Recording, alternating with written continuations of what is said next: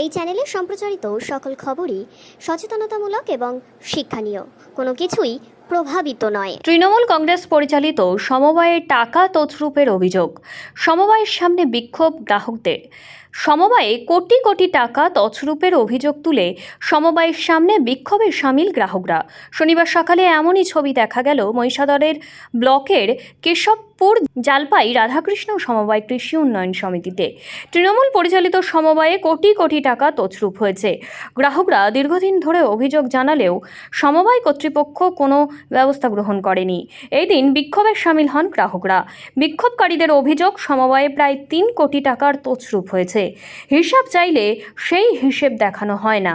তাই বাধ্য হয়ে আমরা বিক্ষোভে সামিল হয়েছি। আমরা চাই সঠিকভাবে সমবায় পরিচালিত হোক। সমবায়ের ম্যানেজার অমল বরণ সামন্ত তছরূপের কথা স্বীকার করে নিয়েছেন। তিনি জানান, সমবায়ে কিছু টাকা তছরূপ হয়েছে। অডিট হলে টাকার পরিমাণ জানা যাবে। বারবার অ্যাপ্লিকেশন দেওয়ার পরে জবাব তোমাদের দিতেই হবে। প্রতিটা পদার্থ সম্পাদক জবাব চাই, জবাব দাও। বলছি দাদা, আপনাদের আজকে বিক্ষোভের কারণটা কি? আমরা আগেও এর আগে বিক্ষোভ জানিয়েছি 3 বার সমবায় সমিতিতে। প্রায় 3 কোটি টাকার উপর আর্থিক তছরূপ হয়েছে। সমবায় সমিতি তার সদুত্তর দিতে পারেনি। আমরা বারবার ডেপুটেশন দিয়ে এবং আবেদন জানিয়েও ওনাদেরকে আর্থিক তছরূপ জনসমক্ষে তুলে ধরতে বললাম, ওনারা সেটাও তুলে ধরতে ব্যর্থ। এমনকি ডেলিকেট মিটিং ডেকেও তারা সেটা ফেস করতে পারছে না এই আর্থিক তছরূপের দায়। এই মতো অবস্থায় আমরা দেখলাম সমবায় সমিতির সেক্রেটারি সম্মানীয় নিরঞ্জন হাজরা মহাশয় রাতের অন্ধকারে শারীরিক অসুস্থতার ভান করে উনি পদত্যাগ করছেন। এবং আমরা যখন জানতে পারি ওনার কোনো শারীরিক অসুস্থতা নেই, আগামীকাল আমরা হাটে ওনার সঙ্গে একটু কথা বললাম যে আপনার সঙ্গে আমরা 2 মিনিট কথা বলতে চাই আর্থিক তছরূপের দায় নিয়ে। উনি তখন সরাসরি আমাদেরকে দায়বদ্ধতা এড়িয়ে উনি সরাসরি আমাদেরকে বললেন আমি পদত্যাগ করেছি। আমরা এটুকু জানতে পেরেছি ওনার পদত্যাগ এখনও পর্যন্ত অ্যাকসেপ্ট হননি, মানে উনি এখনও পর্যন্ত সমবায় সমিতির সেক্রেটারি থেকে গেছে।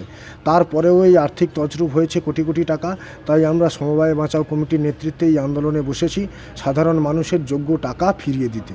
এই বোর্ডে কোন রাজনৈতিক দলের এতে হয়? এই বোর্ডটা তৃণমূল পরিচালিত রাজনৈতিক দল।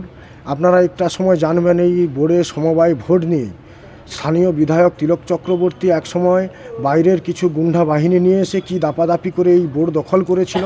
আমরা মাত্র প্রতিদ্বন্দ্বিতা করেও 7টা বেশি সিট পাইনি, পুরো সিটটাই ওনারাই পেয়েছিল। এবং রাতের অন্ধকারে বোমাবাজি করে এবং মাইকে নানা রকম হুমকি টুমকি দিয়ে এই বোর্ড দখল করেছিল এই বিধায়ক তার হারমাত বাহিনী নিয়ে এসে। তারপরেও আপনাদের সামনে আমরা এই বললাম, আগের দিনও যখন আমরা এই ডেপুটেশন করেছিলাম আগে, তখন সেক্রেটারি নিজেই সংবাদ মাধ্যমের সামনে বাইট দিয়েছিল আর্থিক তছরূপের এই সব নানা ব্যাপার নিয়ে। উনি দায়বদ্ধতা স্বীকার করেছেন এই আর্থিক তছরূপের দায়। এবার সাধারণ মানুষ চিন্তা করুন, যেই বিধায়ককে দিয়ে ভোট দিয়েছিল সেই বিধায়কের মদতে আস্তে আস্তে করে কিভাবে গ্রামীণ সমবায় সমিতিগুলো ধ্বংসের মুখে চলে যাচ্ছে। আপনার নাম? আমার নাম সুব্রত দাস। আমি এই সমবায় সমিতির শেয়ার হোল্ডার এবং আমি এই সমবায় সমিতির নির্বাচনে প্রতিদ্বন্দ্বিতা করেছিলাম। আমি একটা ভোটে পরাজিতও হয়েছিলাম। বলছি যে একটা অভিযোগ হচ্ছে যে আপনার এই যে সমবায় সমিতিতে আর্থিক তছরূপ হয়েছে, সেটা নিয়ে বাইরে বিক্ষোভ কর্মসূচিও করছে যারা শেয়ার হোল্ডার। কী বলবেন এই বিষয়ে? আমি তো বলতে পারেন আমার বিওডি আছে, তারা এসে বলবে সব কিছু, আমার ঠিক বলতে পারছি। একটা বিওডি আছেন, সভাপতি চেয়ারম্যান পুরো কমিটি আছে, তারা বলবেন। আমি আর কি বলবো, না চেয়ারম্যান সাহেব আছে, মানস রঞ্জন মাইতি চেয়ারম্যান আছে। হ্যাঁ, আর সেক্রেটারি বাবু অত মানে উনি অসুস্থতার দেখে করেছেন, কিন্তু অ্যাকসেপ্ট হয়নি এখন।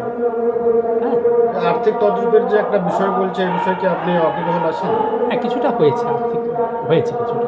এবার কতটা কি আমরা যতক্ষণ না অডিট হচ্ছে আমরা বলতে পারছি না। একটা ঘটেছে আমাদের একটা সেকশনের ওই মাছের খাবারের দোকানে কিছু টাকা একটা স্টাফ কিছু হয়েছে, বাকিটা কি দিয়েছে সেই জিনিস নিয়ে আমরা বোর্ড বলবেন, আমরা অডিট হলে তার বলতে পারবো সেটা এই জিনিস।